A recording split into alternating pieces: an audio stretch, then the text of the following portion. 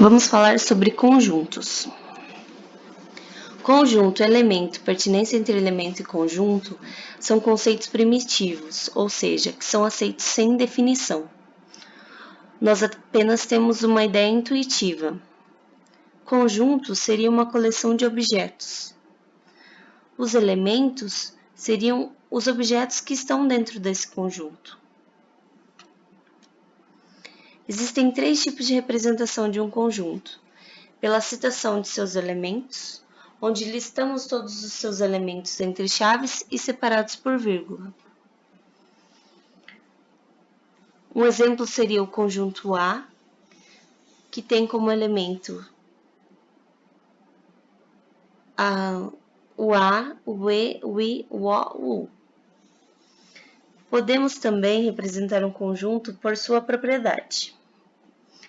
Se todos os elementos compartilham de uma mesma propriedade, podemos definir esse conjunto citando apenas essa propriedade. Um exemplo seria o conjunto A, que é o conjunto dos elementos x, tal que x é a letra vogal.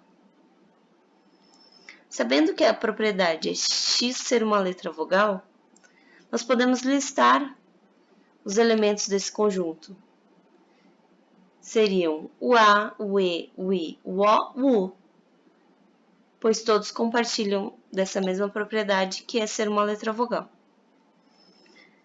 Podemos também representar um conjunto graficamente, pelo diagrama de Euler-Venn, onde as circunferências são os conjuntos e dentro desses conjuntos nós listamos os seus elementos.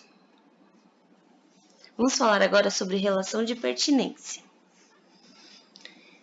Se um elemento está dentro do conjunto, se ele faz parte desse conjunto, nós dizemos que ele pertence a esse conjunto. Caso ele não está dentro do conjunto, não faça parte desse conjunto, nós dizemos que ele não pertence a esse conjunto. Como exemplo, é o conjunto F, que são todos os elementos F, tal que F é uma fruta. A partir da propriedade que F é uma fruta, nós podemos listar alguns desses elementos, que são a uva, a pera, a maçã, o morango. Todos esses elementos, eles pertencem ao conjunto F, pois compartilham dessa propriedade que é ser uma fruta. Já não podemos dizer que a mesa, o cachorro, o gato pertençam ao conjunto F, pois eles não compartilham dessa propriedade, que é ser uma fruta. Relação de inclusão. É uma relação que acontece entre conjuntos. Dizemos que o conjunto A é um subconjunto do conjunto B, se e somente se todos os elementos de A são elementos de B. Dizemos que A está contido em B e que B contém A. Caso A não seja subconjunto de B, dizemos que A não está contido em B e que B não contém A. Um exemplo seriam esses 3 conjuntos listados. O conjunto A, que é o conjunto dos elementos A, tal que A é um animal. O conjunto B, que tem como elemento o gato, o cachorro, tartaruga, peixe, pássaro. E o conjunto P, tal que P é uma planta. O conjunto B está contido no conjunto A, pois gato, cachorro, tartaruga, peixe, pássaro são animais. Eles compartilham da propriedade do conjunto A, que é ser um animal. Então, B é subconjunto de A. Já o conjunto P é o conjunto das plantas. Planta não é animal. Eles não compartilham da mesma propriedade. Então, P não é subconjunto de A. P não está contido em A. Existem vários tipos de conjuntos. O conjunto vazio, que é o conjunto que não possui nenhum elemento. Por ele ser um conjunto vazio, ele tem uma notação diferente. Um exemplo seria o conjunto C, que é o conjunto dos elementos C, tal que C é ímpar e múltiplo de 2. Nós sabemos que todos os múltiplos de 2 são números pares e não ímpares. Portanto, esse conjunto é um conjunto vazio, não contém nenhum elemento.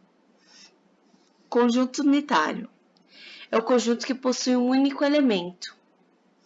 Um exemplo é o conjunto E, que são todos os elementos E, tal que E é nome do estado brasileiro que começa com a letra G. Se olharmos para todos os estados, percebemos que apenas um estado começa com a letra G, que é o estado do Goiás. Portanto, esse conjunto é um conjunto unitário, pois contém apenas o elemento Goiás. Conjunto universo. Conjunto a qual pertencem todos os elementos de um estudo. Estávamos falando dos estados brasileiros. O conjunto universo dos estados brasileiros seriam um conjunto que contém todos os estados brasileiros. E o conjunto E, citado acima, seria um subconjunto do conjunto universo, do conjunto que contém todos os estados brasileiros. Conjuntos iguais. Se todo elemento de um conjunto for um elemento de outro conjunto e vice-versa. Como exemplo, nós temos o conjunto 1, 3, 5, 7, 9 e assim por diante. Ele é igual ao conjunto X, tal que X é inteiro, positivo e ímpar. Eles são iguais porque o conjunto 1, 3, 5, 7, 9 com infinitos elementos, ele compartilha dessa propriedade, que é ser inteiro, positivo e ímpar. Agora vamos falar um pouco sobre conjuntos numéricos.